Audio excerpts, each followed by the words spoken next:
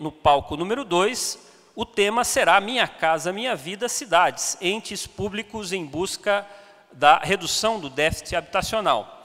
Convido ao palco, primeiramente, o nosso presidente da CEBIC, Renato Correia, a quem eu peço uma salva de palmas.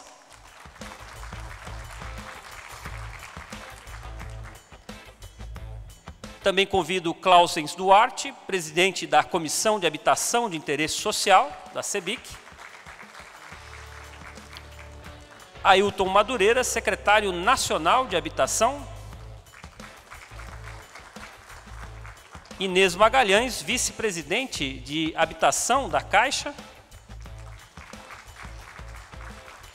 Simone Nunes, secretária de Desenvolvimento Urbano e Habitação. Maria do Carmo Lopes, presidente da ABC Habitação. E Carlos Henrique de Oliveira Passos, presidente da FIEB e vice-presidente da CEBIC.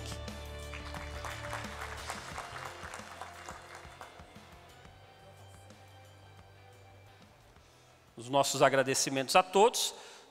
Vou pedir, então, para que todos se acomodem aqui e, neste momento, eu vou pedir a gentileza de vocês colocarem o fone de ouvido para fecharmos o áudio nas apresentações. Na faixa 1 e 2, lembrou-se da demanda, obviamente o déficit é uma coisa, a demanda é outra, e a gente está fazendo a análise, assim, para simplificar o raciocínio, que a demanda, os instrumentos atuais têm cuidado. FGTS, poupança e os outros instrumentos complementares, porque há muito tempo esse déficit fica na casa de 6 milhões. Há muito tempo esse déficit fica prioritariamente no faixa 1. Como é que a gente pode estimular o debate? Esse era o objetivo dessa entrevista coletiva. E dizer o seguinte, isso não é um problema exclusivo de um ente. Isso é um problema da sociedade. E o estímulo que a gente tem dado é a união. União de estados, do governo federal, de municípios, iniciativa privada, a academia e todos. Porque o benefício da habitação é tão grande para as pessoas, tão muda de patamar uma habitação de qualidade. E não importa se ela é nova, se ela é retrofitada, se ela é usada. O que importa é que a pessoa precisa de uma habitação qualificada. Gosto muito de citar e já estou finalizando, porque o painel aqui é de vocês, mas esse tema é um tema que a gente tem muito carinho. Se as famílias, ao adquirir uma habitação financiada, têm renda para quitar em 35 anos, que efeito mágico acontece que elas quitam em 12 a 15 anos? Eu só posso fazer a leitura que a segurança, a autoestima, a vontade, a energia de uma habitação adequada multiplica a capacidade daquela família se desenvolver socialmente e economicamente. E é por isso que ela quita antecipadamente. Então, é incrível. E é por isso que é um direito constitucional. E é isso que a gente quer, elevar a régua desse debate e que a gente possa aderir muitos a essa causa. Tá bom? Eu vou encerrar por aqui, agradecer muito a participação de todos e passar por Clausens aqui fazer a moderação. Muito obrigado a todos.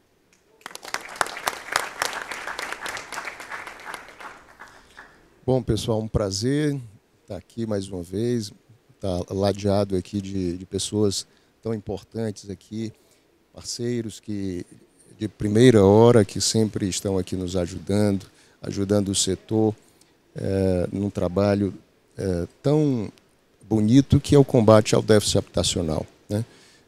Trabalho esse que, além dessa finalidade social, obviamente tem toda uma consequência positiva de forma econômica também, né? E o nosso setor, que todos já conhecem, indispensável falar isso, é um setor fundamental, tão representativo para a economia.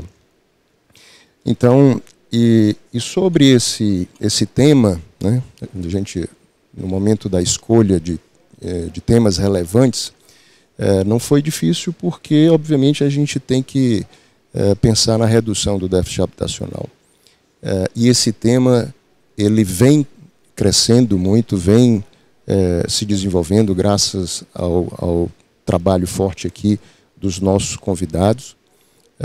e a gente já vem sentindo e percebendo nitidamente o resultado e o impacto positivo no aumento das contratações, na realização do sonho da casa própria para essas famílias, né? Então, eu queria pedir, inclusive, a apresentação, vou fazer coisinha muito rápida, só para justamente levantar a bola, fazer o spoiler sobre esse ponto. Pode passar, por favor? Então, vejam bem, pessoal, aqui são dados de 2022. Desse lado esquerdo, aqui passa, ok. Desse lado esquerdo, são dados do final de 2022, com a quantidade de contratações, com recurso do FGTS, de estados que contrataram mais de 100%, digamos, da dotação orçamentária inicial do FGTS. Tá? Então, nós temos aqui São Paulo, Goiás, Paraná e o Rio Grande do Sul. E aqui, à direita, os estados que tiveram aí entre 50% e 100%. Esse da esquerda, pessoal, de 4, 3 nessa época, 3 tinham já o programa Minha Casa Minha Vida Cidade já rodando e já implementado, que eram justamente São Paulo, Goiás e Paraná. E vejam o resultado. Isso não é apenas uma coincidência. Tá? Então, São Paulo com 136%, Goiás com 126%, a vista não ajuda muito. E Paraná com 125%. Tá? Eu acho que eu fiz besteira.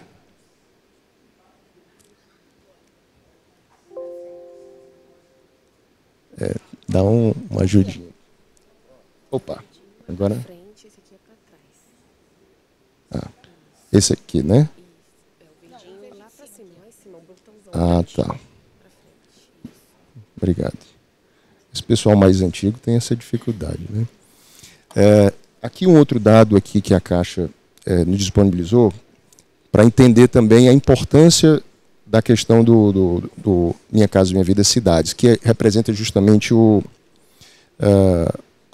a ajuda na poupança. Como a gente sabe, todos sabemos, os bancos só podem financiar até no máximo 90% do valor do imóvel, no caso do FGTS até 80%, o cliente, né, o proponente tem que ter aqueles 20%, e essa nós vamos ver aqui em números, em dados, o que é que isso representa. Então aqui é o seguinte, pessoal, aqui a questão do nível de aprovação e reprovação das pastas, das documentações daqueles clientes que dão entrada lá. Então, a última coluninha lá, aqui está separada tanto por Brasil quanto por regiões, mas de uma forma geral, a gente vê aqui que a nível de Brasil, apenas 6% é totalmente reprovado, ou seja, de 100% dos clientes que dão entrada, apenas 6% são totalmente reprovados. Esse próximo slide aqui é o seguinte, a cada 100 clientes que dão entrada na sua documentação, quantos de fato assinam contrato. Então a gente vê aqui que a nível de Brasil, apenas 32%. Ora, mas se apenas 6% são reprovados, né, sobram 94%. Quer dizer que dos 94%, apenas 32% assinam o contrato. Então a gente tem um gap aí que dá aproximadamente 60%, um pouco mais de 60% das pessoas que querem comprar, que se dão ao trabalho de sair de casa, juntar sua documentação, apresentar para a Caixa, e eles são aprovados ou parcialmente aprovados, que é o que a gente chama de condicionados, e mais de 60% não compra efetivamente. Uma das grandes razões, uma das maiores razões, é justamente a questão da poupança, principalmente para o público de mais baixa renda. Esse público com renda aí de até 2 salários mínimos, o dinheiro que ele ganha mal dá para pagar as despesas. Então não tem poupança. Então muita gente deixa de comprar. Então é aí que entra esse programa, né, e a importância disso aí. Então a gente vem graças mais uma vez ao trabalho dessas pessoas aqui, que a gente vai acabar de ouvir, que criaram e que acreditaram no programa, está fazendo a diferença na vida de milhares de famílias. Tá? E aí eu queria já passar aqui, sem mais delongas, aí ao nosso amigo e secretário Ailton aqui, que é uma das figuras, grande parceiro, mais uma vez, agradecer aqui, e que tem sempre nos ajudado nisso aí. Ailton, por favor. Obrigado, Klaus. Primeiro, agradecer o convite aqui do Renato. Prazer estar aqui de novo. Estive aqui ano passado e é um prazer aqui voltar um ano depois. E é um momento até de fazer um balanço do que aconteceu nesse um ano. Saudar aqui Simone, Inês, Klaus, Maria do Carmo, Carlos Henrique, que também é um grande parceiro de muitos e muitos anos. Então, o que a gente fez nesse um ano? Acho que o governo federal trabalhou muito, deu prioridade. Habitação é um tema que é prioridade do governo federal. Você vê o presidente Lula todo momento falando de habitação e mostrou isso em números também. A gente não tinha orçamento para Minha Casa Minha Vida. Ano passado a gente começou com 10 bilhões de orçamento. Esse ano a gente tem 12 bilhões de orçamento. Então, mostramos em fala e números. E a gente fez uma primeira medida provisória, foi Minha Casa Minha Vida ali no comecinho de fevereiro. Trabalhamos no Congresso, viramos lei, abrimos seleção do FAR. Fizemos uma grande seleção do FAR, que estão aqui várias empresas que atuam nessa modalidade Minha Casa Minha Vida. Selecionamos 187 mil. Estamos trabalhando com vocês nessa fase de contratação. Precisamos do apoio de todos para a gente contratar tudo. E estamos trabalhando para a gente contratar o máximo, não deixar ninguém para trás. A gente vai fazer algumas mudanças na portaria, o ministro disse ontem aqui. Eu acho que as mudanças vão acelerar essas contratações. E a gente vai também, semana que vem, anunciar a contratação do Minha Casa Minha Vida Rural Entidades, mas aí mais de 100 mil casas também, que a gente vai anunciar na semana que vem. Então já fizemos 187 no FAR, mais 100 mil semana que vem. Vamos abrir a seleção do Minha Casa Minha Vida para municípios abaixo de 50 mil habitantes. Enfim, então estamos trabalhando forte. Quando eu cheguei também tinha uma desconfiança muito grande no FAR. E eu conversava com o setor da... Tá ruim? Não, tá bom? Ah, então tá bom. Eu conversava bastante com o setor da construção, que falava comigo, mesmo aqui na CEBIC, aí, poxa, será que vai faltar dinheiro? Vai ter dinheiro, né? E eu falei, não, vamos fazer o seguinte, a gente vai criar um colchão. Vamos criar um colchão no FAR para que as construtoras olhem para o FAR e tenham certeza que tem dinheiro na frente. Hoje o FAR tem quase 9 bilhões de reais. Então, assim, eu imaginava fazer um colchão de 3. Pensei no começo, vamos fazer 3, que é uns... Quando a gente estiver em voo de cruzeiro, o FAR deve estar pagando aí 1 bilhão de reais mês. Quando a gente chegar num patamar que eu acho que é o sustentável do FAR. Então a gente está com 9 meses de FAR antecipado. Então, um recado que eu queria deixar aqui, uma mensagem. O dinheiro está na frente. Agora a gente tem que correr, nós todos. Temos que fazer essas obras em 12, 14, 15 meses, fechar esse ciclo para a gente entregar essas casas. Tem 9 bilhões lá e eu tenho 12 bilhões. No FAR eu devo ter 9 bilhões de reais de orçamento desse ano. Então, a gente tem quase 18 bilhões de reais na frente. Então, o setor de construção, o melhor sinal que eu podia dar de confiança a vocês, de recurso financeiro, estamos dando. O dinheiro já está lá na Caixa Econômica, no FAR, sem nenhum risco. Agora é trabalharmos para a gente fazer rápido. E eu preciso do empenho de todos vocês, em especial aqui do Renato e do Klaus.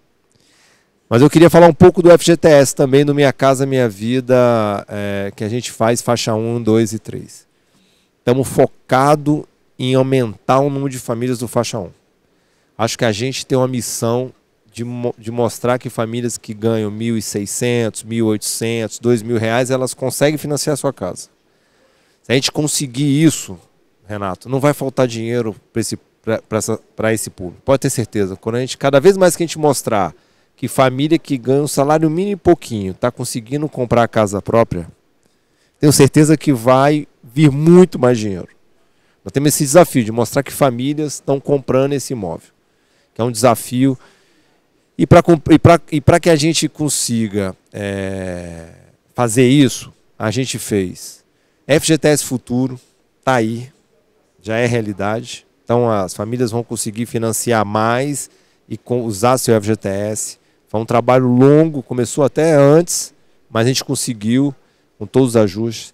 A gente lançou Minha Casa Minha Vida Cidades, em que a gente está mostrando para os deputados que colocar dinheiro em faixa 1 no Minha Casa Minha Vida, no FGTS, o dinheiro se multiplica. Então temos um trabalho esse ano, nós todos aqui, de cada um no seu estado, de mostrar para deputados, senadores, governadores, prefeitos, como que a gente consegue fazer, mostrar bons casos. Eu converso muito com secretários por aí, ele fala, Ailton, mas funciona Minha Casa Minha Cidades?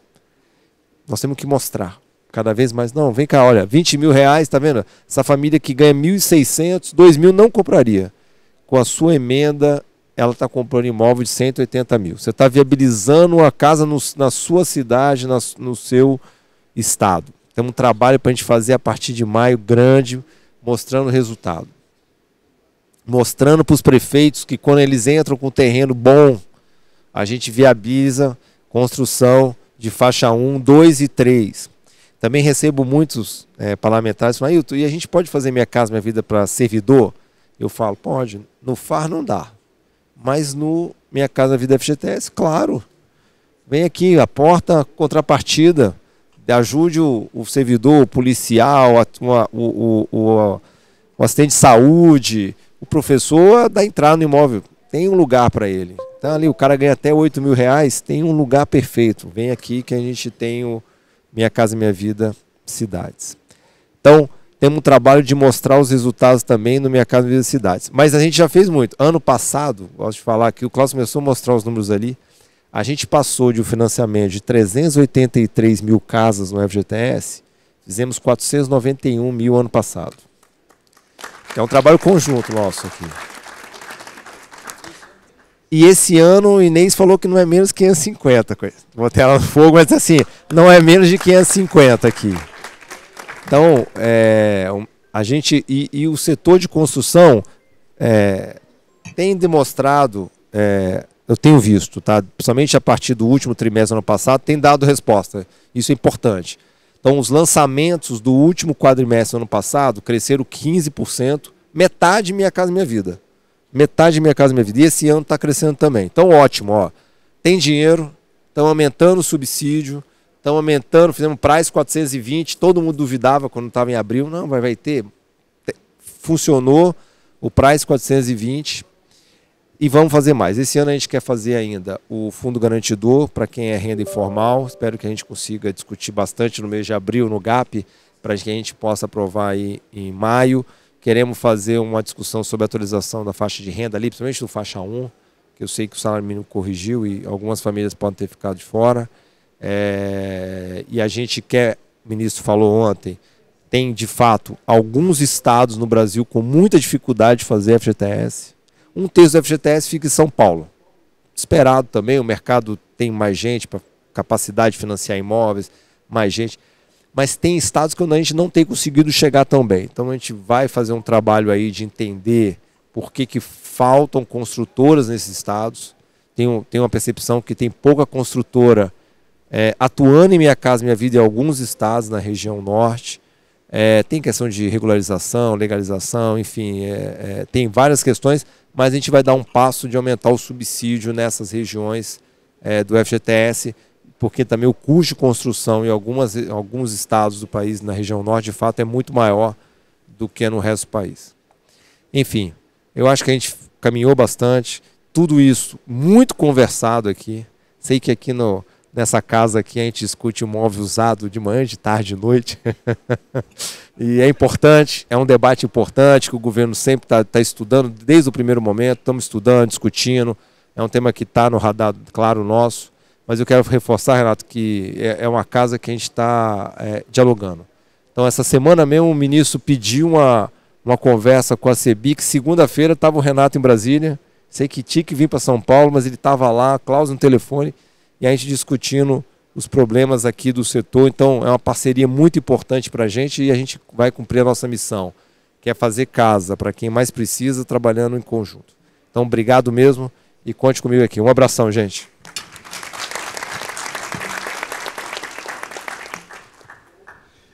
Inês, agora gostaríamos de ter a honra aqui de escutá-la.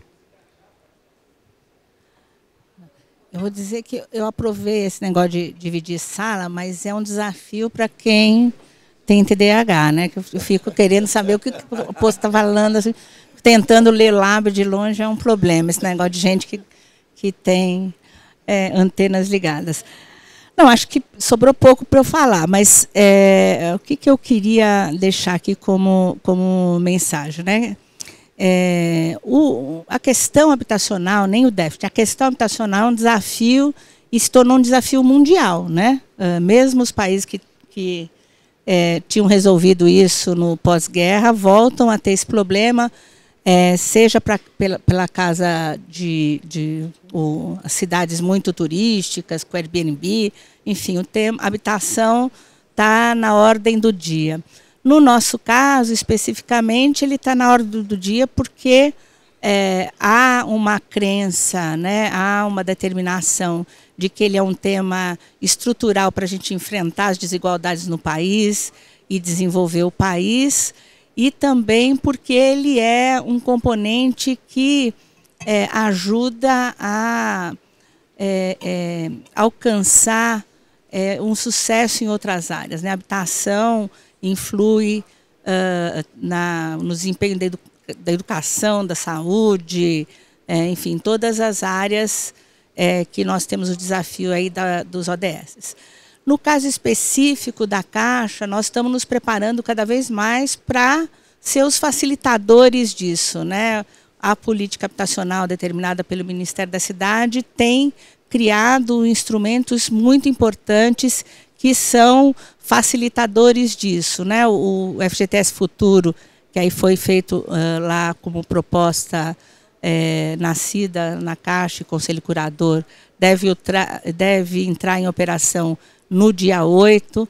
Né? No caso do Minha Casa Minha Vida Cidades, nós já temos uma adesão, né, de alguns estados esse ano, Pernambuco, né, trouxeram só feras aqui. As duas mulheres que trouxeram aqui para falar disso são... Tá te ouvindo? Tá. Que são exemplos, né, de uma visão de habitação mais completa, né? Temos como um outro instrumento importante... Está falhando, né? Não. Um outro instrumento importante, a criação do faixa 1 do financiamento. Acho que o desafio que a gente tem é de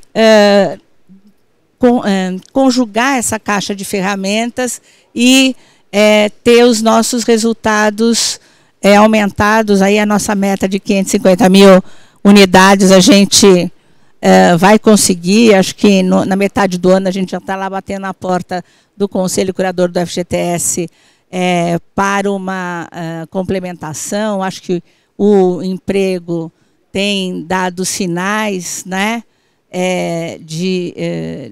da geração de emprego tem dado sinais de resiliência, né, que a gente tem acompanhado, e a construção civil é um componente que retroalimenta isso com muita rapidez. Então, nós estamos bastante otimistas em relação a isso. Mas eu queria falar com os senhores como atores sociais que estão lá na ponta, né?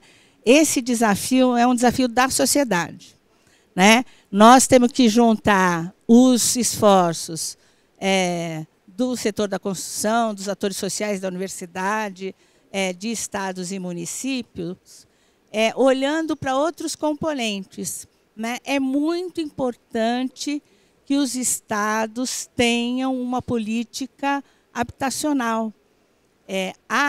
O Minha Casa Minha Vida, os investimentos do governo federal são instrumentos muito importantes, mas é fundamental que eles sejam aplicados com uma customização, com um olhar que só o município e o Estado conseguem dar. No caso, nesse momento que nós estamos, por exemplo, os estados têm uma função essencial de ajudar os municípios, para aqueles que têm a dificuldade no chamamento, no processo de licenciamento, para que a gente saia do outro lado, né? Nós temos, só do faixa 1, teremos esse ano 160 mil unidades para serem contratadas. E a gente só vai conseguir fazer isso se a gente tiver o setor afiado, o Estado e municípios atentos para as licenças, e a gente, na Caixa, tem se preparado para isso. E estamos aí revendo os nossos processos, o tema da transformação digital está entrando bem firme, a gente já fez toda a seleção do faixa 1 sem papel, né? A ideia é que a gente aumente aí com o projeto, com as construtoras, para a geração dos contratos sem a necessidade de troca de papel.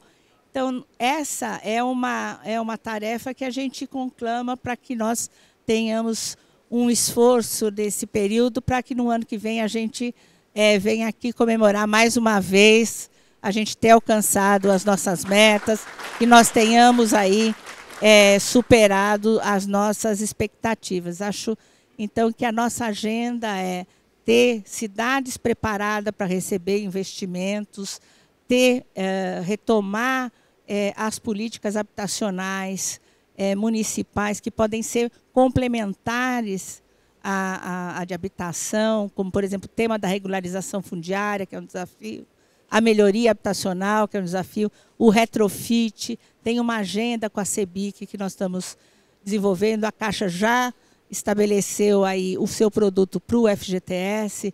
Enfim, acho que a gente teve esse ano aí muito boas notícias, temos um material para trabalhar tanto do ponto de vista dos instrumentos como de orçamento, e esperamos aqui no ano que vem estar só comemorando ultrapassar essas metas. Bom?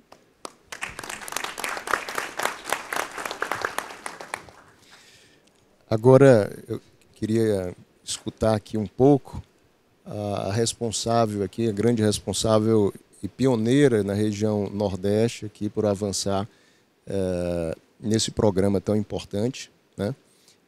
Que é a nossa amiga Simone. E muito importante também esse pioneirismo, porque eu havia falado aqui nos 3 estados que partiram na frente, São Paulo, Goiás e Paraná, que tem situação fiscal mais confortável. Lógico, não posso dizer que existe folga, mas são estados mais ricos, isso são fatos, são dados, do que a realidade, por exemplo, do Pernambuco e Ceará. Então, Pernambuco deu esse, digamos, passo de fé, largou na frente e já está colhendo aí os resultados. Então, por favor, Simone, obrigado aí mais uma vez pela tua presença, tá? Figurinha carimbada aqui, né? Boa tarde.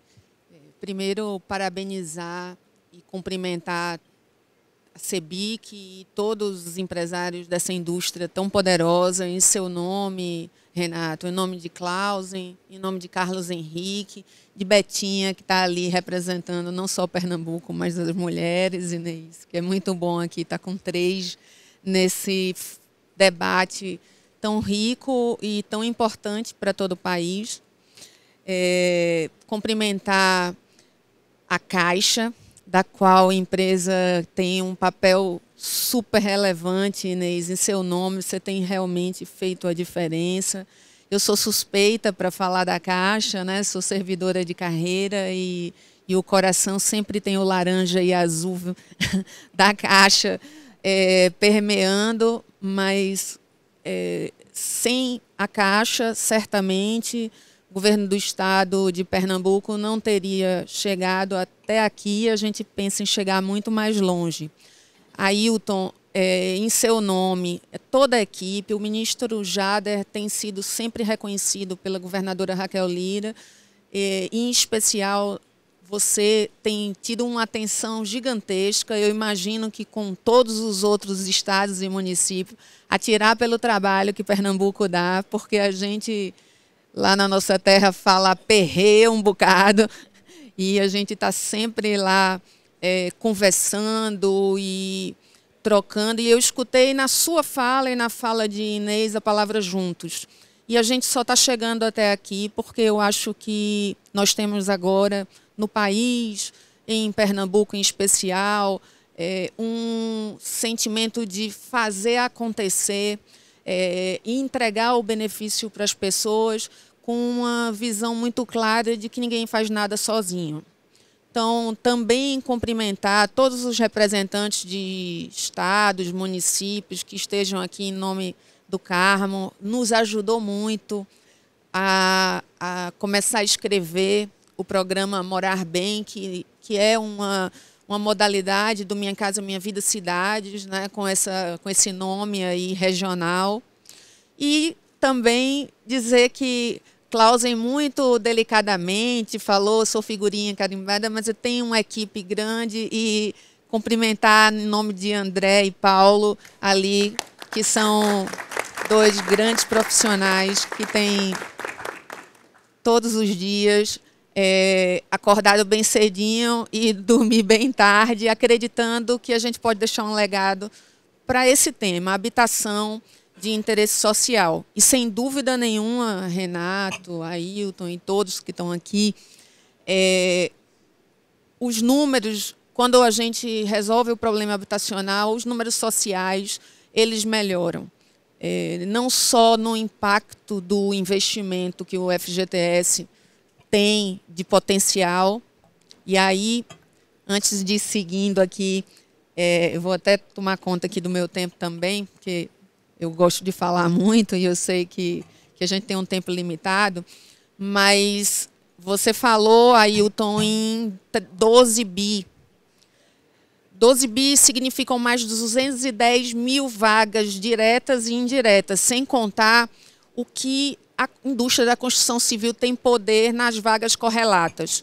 Eu atuei muito tempo no interior de Pernambuco como superintendente da Caixa, e quando um barracão de obra de um residencial começava a ser montado num município lá no interior de Pernambuco, a dinâmica da cidade ela se alterava. Não era só a habitação que acontecia ali. Acontecia uma cadeia, um círculo virtuoso muito poderoso.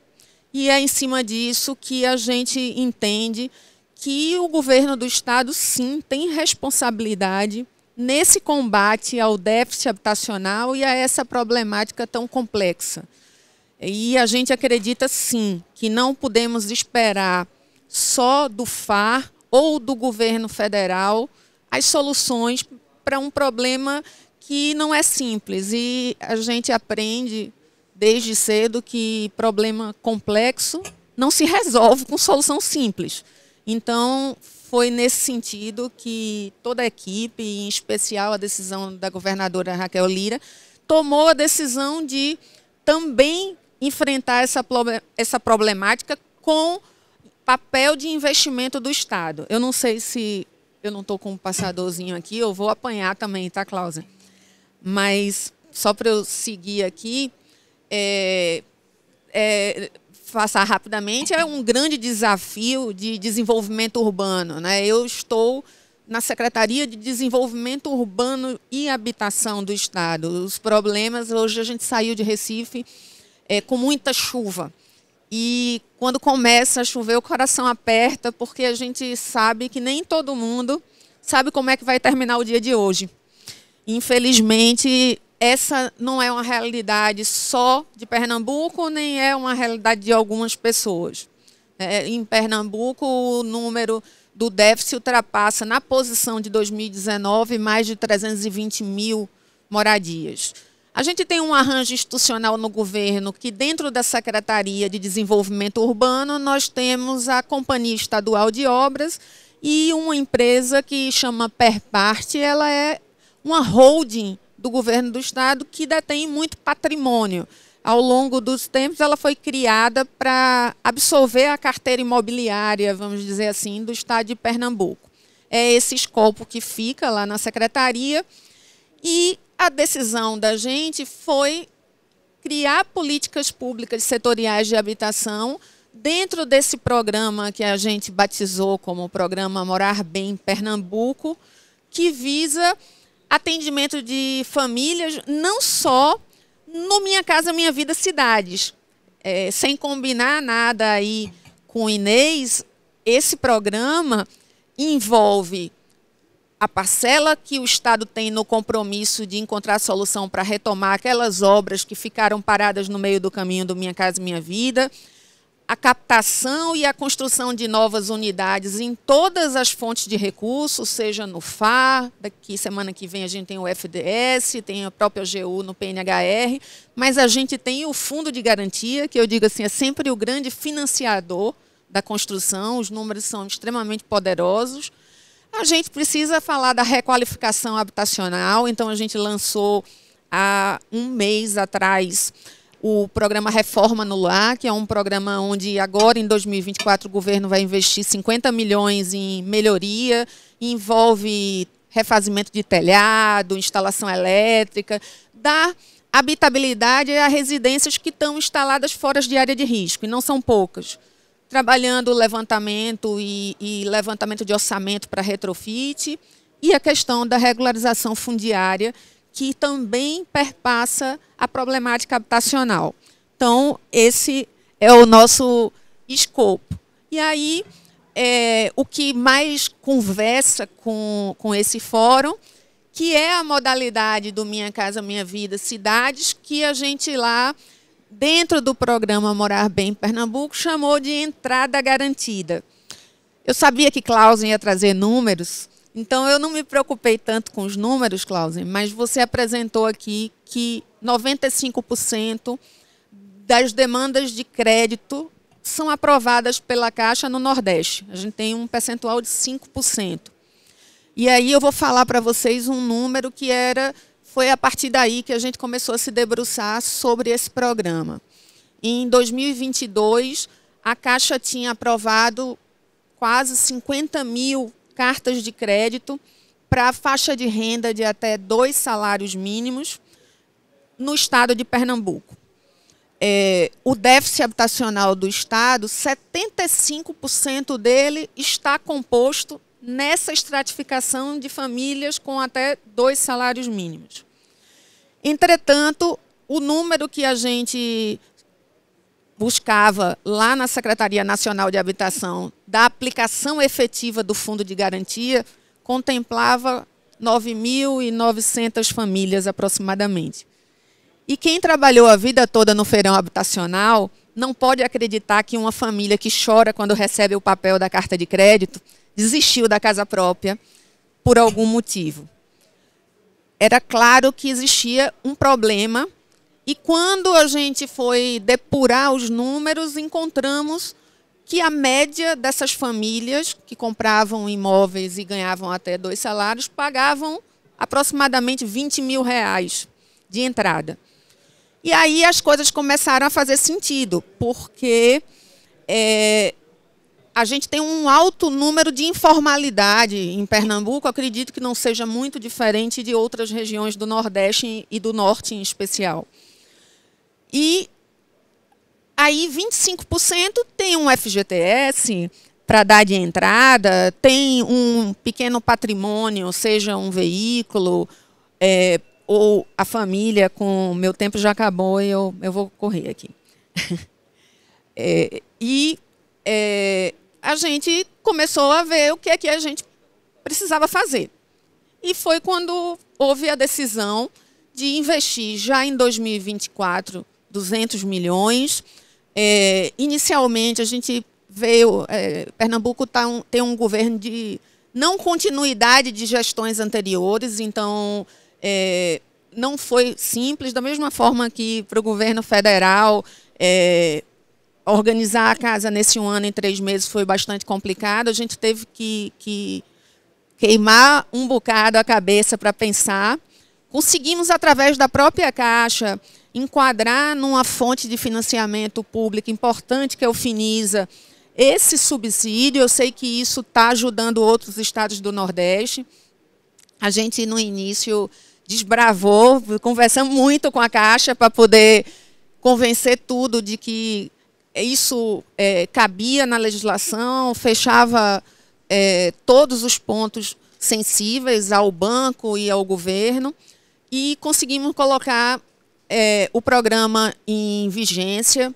Ele não é tão sofisticado, do Carmo, quanto lá no Paraná, porque a gente precisava começar, não tinha tantos recursos, e nós tomamos a decisão de fazer o recorte de famílias de até 2 salários e imóveis de até R$190 mil. A gente tinha também uma preocupação, Inês, de que esse subsídio ele simplesmente não aquecesse em alguns municípios, pudesse eventualmente elevar o preço dos imóveis e não chegasse em todo o estado da forma que a gente precisava. E aí eu trago aqui um recorte, esse recorte é só de Pernambuco, do fechamento trimestre contra trimestre. O que é que a gente tem de diferença? O FGTS vem investindo, então, 2022 para 2023, nós tivemos aumento do fundo de garantia, mas exponencialmente em 2024, e em especial quando a gente olha essa tabela à direita, que eu sei que não vai estar muito clara para todo mundo, mas em algumas cidades a gente tem mais de 300% de impacto no aumento de, efetivamente, contratos assinados nessa faixa de renda de até 2 salários mínimos. E aí começa a fazer muito sentido para o governo. No final do ano passado, a DEME, em Pernambuco, publicou um estudo que esses 200 milhões, apenas considerando o ICMS, eles podem gerar uma receita de cerca de 324 milhões de reais no ano para o Estado. Então, a gente tem acompanhado os números com muita atenção para que isso não seja um programa de um governo, isso seja um programa do Estado de Pernambuco e de tantos outros estados que a gente tem visto que está se movimentando. O governo, o ano passado, produziu o PPA para os próximos 4 anos. Em Pernambuco, nós temos garantido 320 milhões por ano para a habitação em 2025, 26 e 27, e a gente quer que mais para frente não se discuta da sustentabilidade disso. Quando a gente esteve lá no Ceará, né, Cláudia, o pessoal do governo do estado falou assim, mas e a conta? Eles queriam ver na ponta do lápis, e a gente precisa acreditar, para além de todo o impacto que a habitação transforma na vida de famílias, em especial famílias de baixa renda, a gente precisa acreditar, fazer uma conta macro para poder partir. Nenhum estado, nenhum município, ele vai fechar a conta com o secretário de Fazenda ali antecipadamente. Então, precisa acreditar. Acreditar com base em dados, mas precisa acreditar que essa é uma temática importante e que a habitação é uma política que ela precisa ser enfrentada por todos, não só pelo governo federal e aguardar o FA e toda a vida colocar a solução do problema no outro. Então, aqui, para passar rapidamente, a gente faz um aparato do que a gente fez nas outras frentes. Eu mostrei ali, eu dediquei mais tempo para a entrada garantida, que certamente é o que conversa muito mais aqui com o painel, mas doamos terrenos do Estado para o FAR, que tivemos mais de 10 mil unidades para Pernambuco, 2.564 nos terrenos do Estado.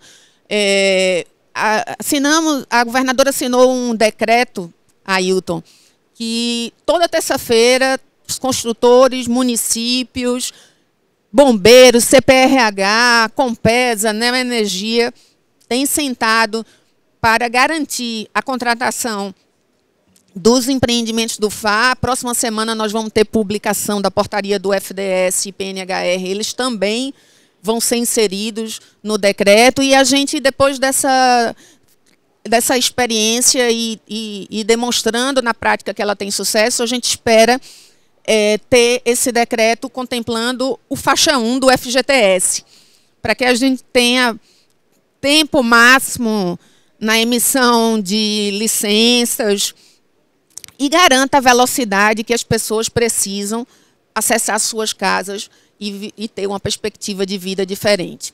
Então, no FDS não foi diferente, a gente fez chamamento para as entidades, estamos atuando em parceria para ajudar as entidades tecnicamente, no que cabe ao governo do Estado. E no Reforma no Lar, estamos investindo até 18 mil por moradia.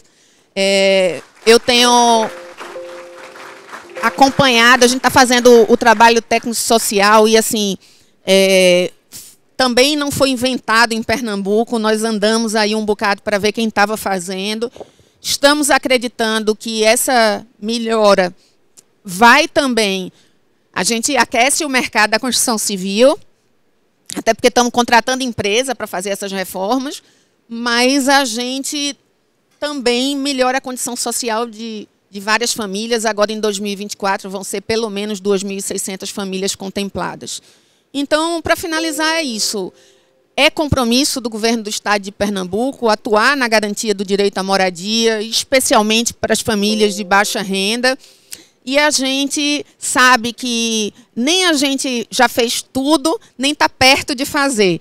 Mas a gente tem muita coragem de discutir, de construir, de alterar e dar a nossa contribuição nessa temática tão importante. Então, agradeço a todos aqui que têm nos ajudado, a CEBIC, a Caixa, o Ministério, a ABC, que nos ajudou até aqui, e a gente, se Deus quiser, vai fazer muito mais. Obrigada a todos.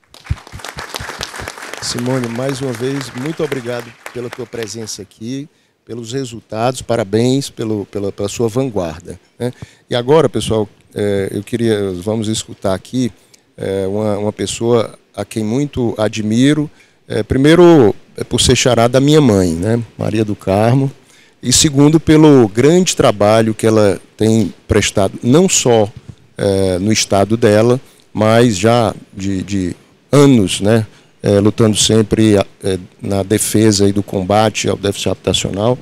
Então, Maria do Carmo, por favor, compartilha com a gente aí. Boa tarde a todos. Obrigada pelo convite. É um prazer estar aqui e poder compartilhar um pouco a experiência do Mato Grosso do Sul aqui com o Brasil e começando cumprimentando, Renato, você e todos os empresários aqui presentes, que são atores extremamente importantes nessa política que é o atendimento ao déficit e à demanda habitacional.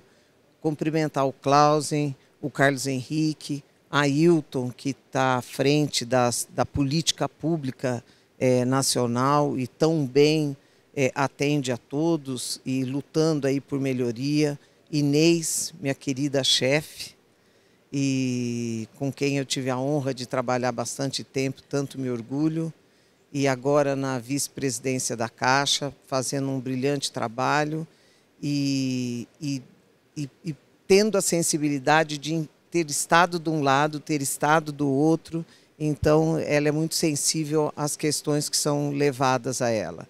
E, Simone, parabéns aí pelo trabalho.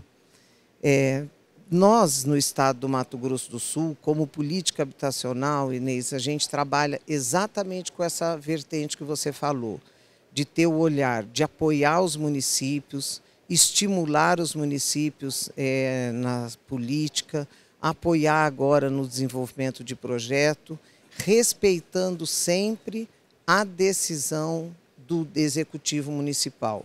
Porque, na verdade, eu digo o seguinte, o Estado ele tem que ser um apoiador em todos os sentidos, técnicos e financeiro, mas as pessoas moram no município.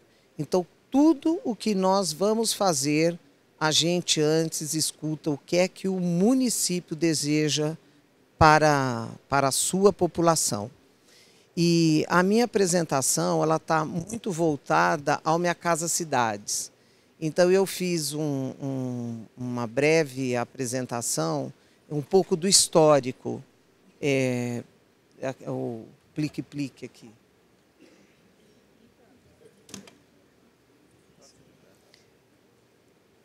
Lá no estado, nós começamos a trabalhar a questão do... aqui, né? a questão de acoplar subsídio ao financiamento já desde 2016.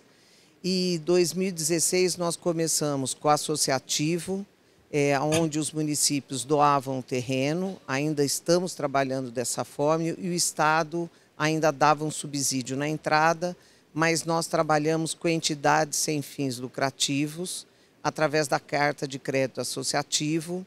A entidade organiza a demanda, mas apenas as empresas constroem.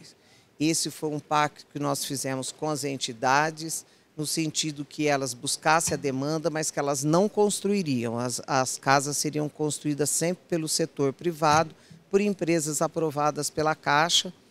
O programa foi um sucesso, ainda é, mas a escala dele é pequena, porque o associativo, você fechar toda a demanda de uma única vez, quem já fez associativo aqui sabe. Eu acho que hoje o Mato Grosso do Sul é o único que ainda trabalha com o tal HH186. Mas ele tem uma vantagem muito grande, porque nos pequenos municípios, as empresas privadas elas não vão desenvolver empreendimentos. Então o associativo ele mostrou uma excelente alternativa, porque nós temos conseguido produzir empreendimentos em cidade de 5.000, 3.000, 4.000, 10.000 habitantes, e empreendimentos sempre pequenos, 30, 40, às vezes faz 2 de 30. Então ele tem seu papel e continua agindo, mas a escala dele é pequena. Embora que nessa modalidade a gente já contratou mais de 40 empreendimentos ao longo desses anos. Aí de 2017 a 2019 foi o faixa 1,5, que o Estado também acoplou subsídio, e agora 2023 nós lançamos o que a gente chamou de bônus moradia, que é o aporte de subsídio, novamente dentro do FGTS, que é hoje o Minha Casa Cidades. Ele ainda não tinha esse nome, mas agora a gente já está incorporando. E estimulamos, e agora em abril estamos em fase de regulamentação, o Minha Casa Minha Vida Cidades emendas. E essa emenda ela foi do ano passado, o dinheiro já está depositado, nós estamos em fase final já de regulamentação e estamos esperando aí as últimas normatizações internas da Caixa, Inês, e estou na expectativa aí, sei lá, em 60 dias, estamos brigando para começar a atuar no emendas. E aí eu queria passar um pouquinho algumas características. Esse aqui do subsidiado eu não vou perder muito tempo, porque né, já são, não é o que oferece maior escala. Então eu vou aqui, esse aqui já passou também. Eu vou falar um pouco do bônus moradia Minha Casa Minha Vida Cidades. A principal característica é que o proponente das obras são as empresas, o Estado é o fomento, o subsídio. E o que nós fizemos? Esse programa ele é totalmente sistematizado. Quando nós fomos pensar no desenho dele, talvez pela minha característica de ser engenheiro, eu sempre tento pensar que o que a gente imagina ele tem que parar em pé e tem que ser operacional. Então a gente pensou, bom, como é que nós vamos dar transparência sem complicar demais o processo aí de seleção? Porque já que tem dinheiro público envolvido, a gente tinha que ter um critério. Então, o que a gente adotou como critério de priorização? O critério de priorização é a ordem cronológica de cadastro da solicitação do subsídio. Então, as famílias se cadastram, a gente estimula o cadastro e procura estimular muito, dar muita informação de que aquelas famílias estão buscando um financiamento. Embora que a gente vê que pelo número de famílias que se cadastraram, muitas pessoas ainda não conseguem entender direito. A pessoa acha que vai receber um cheque de subsídio, mas enfim, ela se cadastra e os empreendimentos, as empresas têm que aderir. Nós também colocamos um limite no valor do imóvel, porque embora que a nossa política habitacional atenda até 5 salários, o nosso foco é principalmente até 2 salários e não faz sentido colocar um valor muito alto, porque senão o subsídio que eu dou não vai fazer sentido, não vai atingir quem eu quero. Então, até o ano passado, o nosso limite do imóvel era 208, esse ano a gente subiu para 220, e o critério, então, é o momento em que a empresa solicita o subsídio, né? A família se cadastra no sistema, as empresas que aderiram, elas recebem o acesso ao sistema, então, após a família fazer análise de risco de crédito, a análise ela gera um código, uma senha, então a empresa ela entra no sistema, solicita o subsídio pelo sistema, ela é obrigada a colocar o código de análise, que é exatamente para que não haja aquela ansiedade, eu tenho medo, vou perder, vai acabar a cota, então eu já vou pedir e faz um pedido fake. E aí todo mundo perde. Então ela solicita, eu recebo via sistema, analiso, e coloco a informação, se ela está aprovada ou se ela foi indeferida. Se ela foi indeferida, a gente escreve no próprio sistema o motivo e, às vezes, se foi algum erro de cadastramento, a empresa pode corrigir e pedir de novo. Mas, quando é erro, ela volta para a ordem cronológica da fila. E, se é aprovada, então ela segue o rito e efetua a contratação, e esse subsídio posteriormente é pago para a empresa. Nós começamos esse processo em junho e até agora eu expliquei nossa, meu tempo já acabou, que horror, deixa eu correr. Então eu coloquei um pouco para mostrar o sistema, que é como a empresa solicita, aí eu já fiz essa explicação e eu acho que agora é importante assim mostrar o subsídio. Nós, na capital e Dourados, que é a segunda maior cidade do estado, e duas cidades que estão muito impactadas por grandes empreendimentos, nós temos esse valor de subsídio, 25, 15 e 8, né, nessas faixas de renda. E quando existe a doação de terreno, nós também damos o subsídio, só que aí o subsídio é um pouco menor.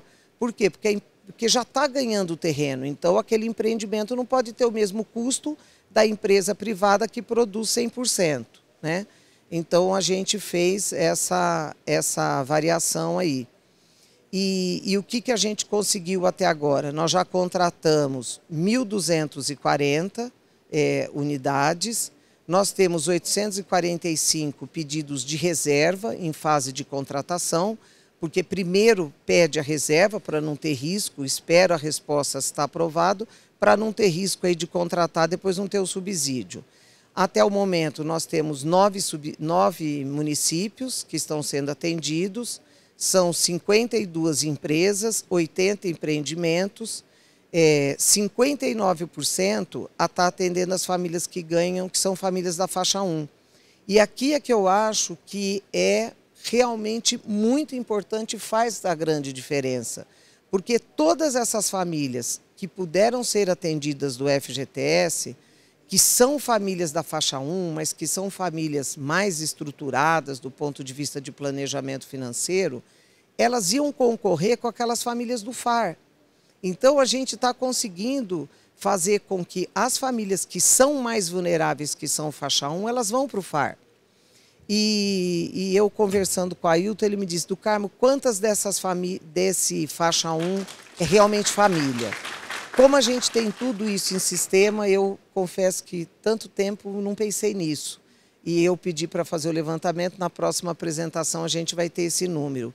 Mas se há uma coisa que eu faço questão, é de olhar todos os dias os contratos, eu olho um por um. E eu falei, Ailton, eu tenho certeza que a maior parte das famílias tem dependente, porque eu fico olhando todo dia, quando eu assino, eu vejo quanto esse ganha, quanto recebeu de subsídio, quanto ganha, quanto recebeu de subsídio. Até brinquei com a Ailton, falei, Ailton, acho que precisava rever a curva, porque o subsídio do governo federal, ele está muito assim, uma machadada, né? Às vezes a pessoa ganha 2.100, está lá com 15 mil, foi para 2.300, ela vai para 3 mil reais. É uma diferença de subsídio muito grande por um ganho financeiro pequeno, mas ele já apresentou os motivos. Eu acho que ele ainda tem alguma coisinha do tesouro ainda dentro dele. Mas, enfim, a gente entende, não dá para atender tudo, então a gente vai trabalhando com o que pode. Mas realmente, assim, um outro ponto, não quero me alongar, mas eu acho que é muito importante colocar, quando a gente coloca a inteligência do setor privado para trabalhar para o setor público. Porque eu lá dentro da secretaria, eu sempre fiquei fazendo muita conta. Quantas unidades eu estou contratando, quantos funcionários eu tenho, qual que é o custo da secretaria, então o meu custo operacional por unidade contratada, quanto custa. E eu confesso que no ano da pandemia eu entrei em pânico, porque eu falei, meu Deus, eu estou custando muito caro, a estrutura está custando muito caro. E quando a gente vai fazer uma casa para a faixa 1, seja através de um convênio com o município, ele é muito demorado, porque você tem todo o processo de convênio, de licitação, a análise, vai para o jurídico, vai não sei para onde. Assim, é um processo longo. E quando o setor privado está fazendo uma proposta dessa, ele tem que achar uma equação que caiba no bolso das pessoas. Tem que ser bem localizada. Então, assim, eu deixo o serviço para vocês e eu entro só com subsídio. Eu acho que eu ainda estou saindo no lucro, né? Porque eu tenho todo um custo que não vem para mim, vai para vocês. Então, eu acho que todo mundo ganha, né? O setor privado está ganhando dinheiro, é o seu papel, está aí para se manter em pé, é uma empresa. O Estado, ele dá aquele empurrão, né? Aquela pessoa, ela tem condição de pagar, mas ela não tem o dinheiro da entrada, então, por isso a gente dá o subsídio. Então, é um programa que a gente acredita muito, tanto é que nós estimulamos a bancada a fazer uma emenda para habitação. E, Ailton, foi a primeira vez na história do Mato Grosso do Sul que teve uma emenda de bancada para habitação. E por que eles nunca colocavam emenda? Exatamente porque politicamente custa muito caro para o deputado. Ele com R$100 mil, ele atende uma família. Se ele fizer asfalto, se ele fizer outro programa, ele atende muito mais. E aí, quando foi no final de 2022, eram as emendas de 2023, a gente pediu muito para a bancada, a gente já tinha esses programas de FGTS, então já tinha lá uma semente plantada, e eu pedi muito, falei, deputado, vamos colocar uma emenda para o FGTS, você vai multiplicar o seu recurso, você vai gerar emprego, você tem... Enfim, a bancada comprou a ideia, colocou para 2023, já colocou para 2024, e não foi um número pequeno, foram 30 milhões de emenda para a bancada. Para esse ano foi só Campo Grande e Dourados, e para esse ano passado e para esse ano agora foi Campo Grande, Dourados e Ribas. Que Ribas é aquela cidade que eu fui atrás de você 500 vezes para achar no FAR. Por quê? Porque lá está se construindo a maior fábrica da América Latina de celulose. A cidade virou uma coisa, né? Então, a gente precisa muito de faixa 1, mas também existe muito espaço para a faixa 1 do FGTS e para a faixa 2.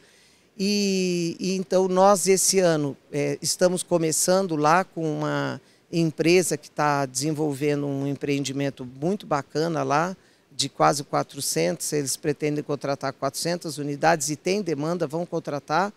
E nós já pedimos emenda, então, para Ribas do Rio Pardo e a bancada já deu. Bom, gente, eu me alonguei um pouco, mas eu acho que a causa é nobre. Obrigada a todos, estou à disposição. Quem quiser conhecer, será muito bem-vindo, tá bom? Obrigada. Do Carmo, muito obrigado. E agora, por último, mas não menos importante aqui, queria passar agora para o meu tutor aqui, a quem eu me recorro aqui sempre que dá um aperreio aqui e que me ajuda bastante aqui, o meu grande amigo Carlos Henrique. Bom, boa tarde a todos. Prazer poder aqui estar mais uma vez participando no painel sobre Minha Casa Minha Vida.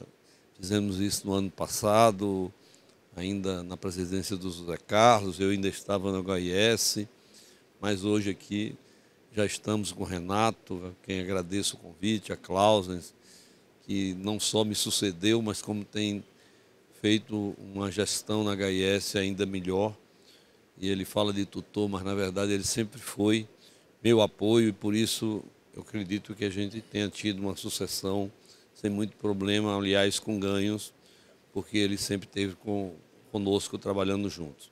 Eu cumprimentar aqui a Simone, quem eu conheço aí de relações ainda da minha empresa com a Caixa Econômica, quando ela foi superintendente lá em Caruaru, abrangendo Petrolina, lá em Recife também, a Inês e a Maria do Carmo, que eu conheço desde a época do Ministério das Cidades, naquela fase inicial do Minha Casa Minha Vida, que nós vimos aqui para mostrar para elas, para poder aprovar projetos a partir de um determinado número de unidades, e que as duas, de fato, conhecem muito sobre habitação popular, sobre política pública, e o Ailton, que desde o ano passado está conosco e faz esse diálogo crescente, trazendo soluções, incorporando as sugestões que às vezes nós conseguimos passar para ele, já que a equipe também é muito competente. Muitas vezes nós chegamos lá e eles, não, mas isso já pensamos. E cumprimentar a todos vocês que são companheiros da CEBIC. E entendo que o painel, enquanto tema principal, eu acho que já houve uma abordagem quase completa do ponto de vista da demanda, da questão dos recursos do FGTS, das duas práticas de dois estados bem diferentes do ponto de vista não só econômico, mas da sua maturidade urbana e com aprendizados que certamente contribuem para que nós todos possamos conseguir levar essa questão da habitação para os nossos estados, para criar esse valor político que de fato é o que vem conseguindo a cada ano atrair mais estados a se incorporar à política federal de habitação, trazendo seus programas estaduais, ou já mais no mais recente tempo, incorporar também o legislativo através do trabalho de emendas, seja individuais, coletivas, para favorecer a aquisição da casa própria, principalmente pelas famílias do faixa 1 do FGTS. Então, eu acho que, de certa forma, aqui tudo já foi colocado, todos têm a compreensão que esse programa, juntando o subsídio federal, estadual ou às vezes municipal, ele vem não em favor necessariamente do incorporador, mas das famílias. Eles visam principalmente equacionar essa questão que ficou muito mais agravada a partir do Covid, com uma inflação do custo da construção civil maior do que a renda das pessoas, daí a importância disso.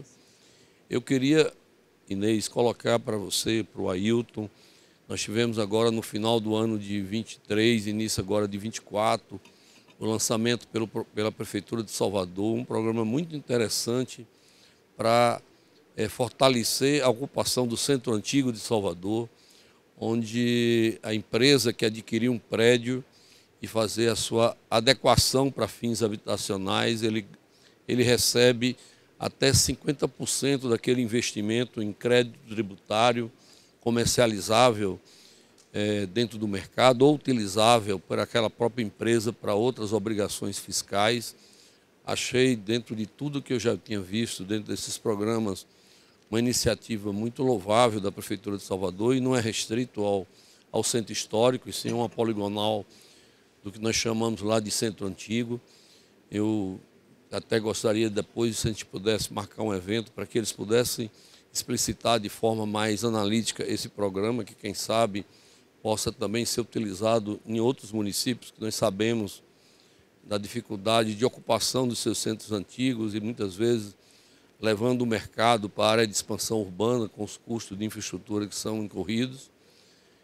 Eu acho que é um fato novo também que veio exatamente também pela leitura do benefício, do benefício político da questão da habitação, principalmente da habitação de interesse social.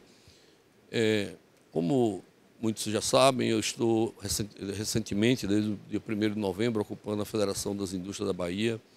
Nós temos lá dentro da estrutura da Federação o Senai-Cimatec, que é um órgão de desenvolvimento, de pesquisa, desenvolvimento, inovação.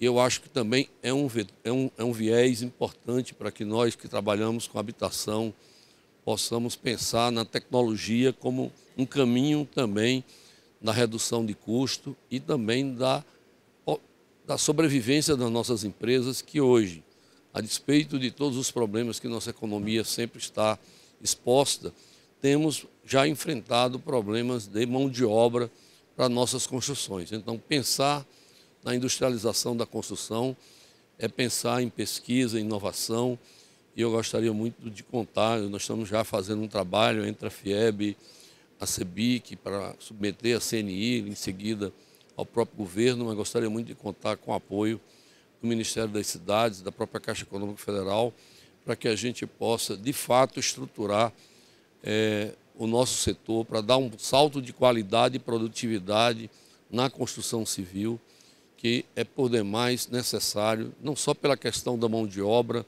da atratividade do nosso setor à mão de obra, mas também para que a gente possa ter ganhos de produtividade e competitividade e possa fazer com que nossos produtos fiquem mais próximos de caber no bolso da nossa demanda e da nossa procura.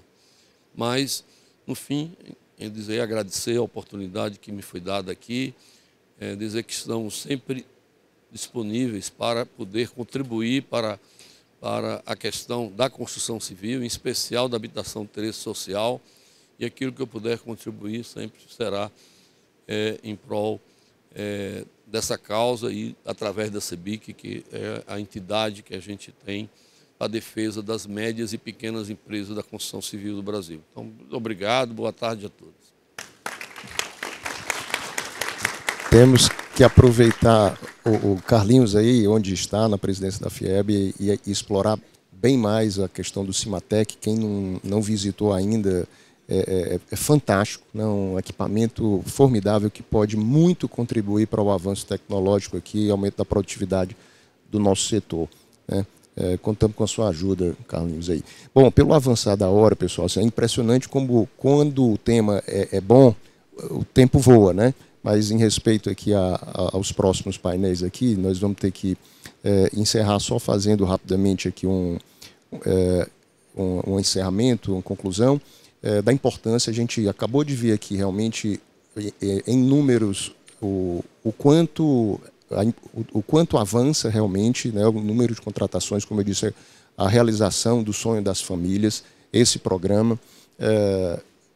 Precisamos agora avançar um pouco mais na questão das emendas parlamentares, né, o apoio da parte dos entes públicos, ou seja, dos governos estaduais e municipais já está avançando, já pegou tração. Entretanto, a gente precisa agora dar um foco um pouco maior nas emendas, que tem realmente muito recurso. A gente sabe, né, que agora, no atual modelo, o parlamento tem muito recurso e a gente tem que aproveitar muito disso para ajudar no combate ao déficit habitacional. Então, encerrando e agradecendo aqui, mais uma vez, a todos os convidados, foi muito rico, então agradecendo aqui em nome aqui da nossa amiga Inês. Muito obrigado a todos aí e até a próxima.